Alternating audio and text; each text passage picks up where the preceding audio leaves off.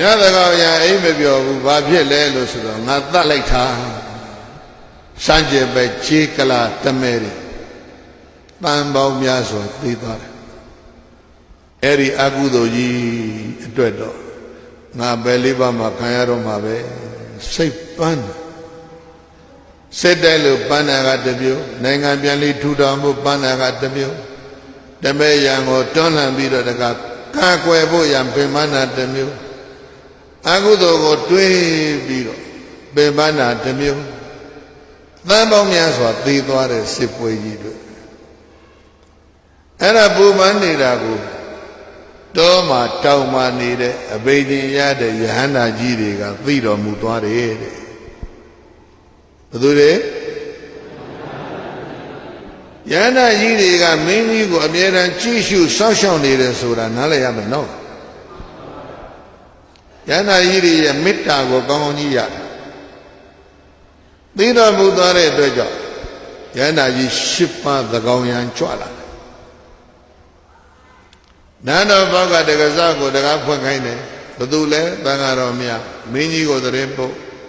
ဖွင့်ပေးလိုက်သံဃာတော်တွေဝင်သွားတယ်မင်းကြီးအိမ်မပြောဘူးလားအိမ်မပြောဘူးဘာဖြစ်လဲစိတ်ပူတယ်လုံးပြီးတဲ့အကုသိုလ်ကြီးခံရတော့မှပဲလို့စိတ်ပူတယ်ဆိုတော့ယန္တာ10ပါးကပြောတယ်မင်းကြီးဘာမှမပူနဲ့အကုသိုလ်နည်းနည်းလေးပဲဖြစ်ဘာဖြစ်လဲအကုသိုလ်နည်းနည်းလေးဖြစ်တယ်မင်းသားလိုက်တာသန်းပေါင်းများစွာပြည့်ပြီမဲ့တကယ်လူစင်စစ်ကတယောက်နဲ့တစ်ပိုင်းပဲပါတယ်တဲ့လူပိသားတဲ့လူကဘလောက်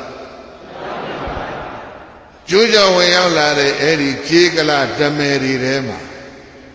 ငါးပါးသီလဆောက်တည်တဲ့လူကတယောက်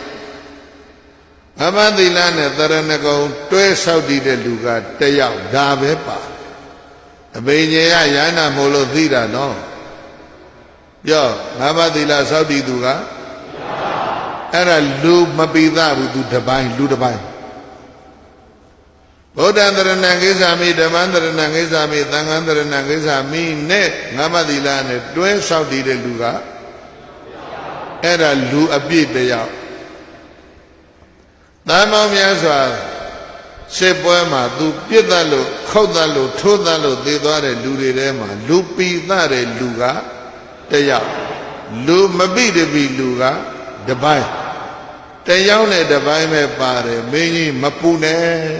ဘုန်းကြီးတို့မပြောဘူးဘယ်သူပြောဒီဟိုကရဟနာကြီးတွေပြောတာမင်းကြီးအဲ့ဒီမှာစိတ်အေးသွားတယ်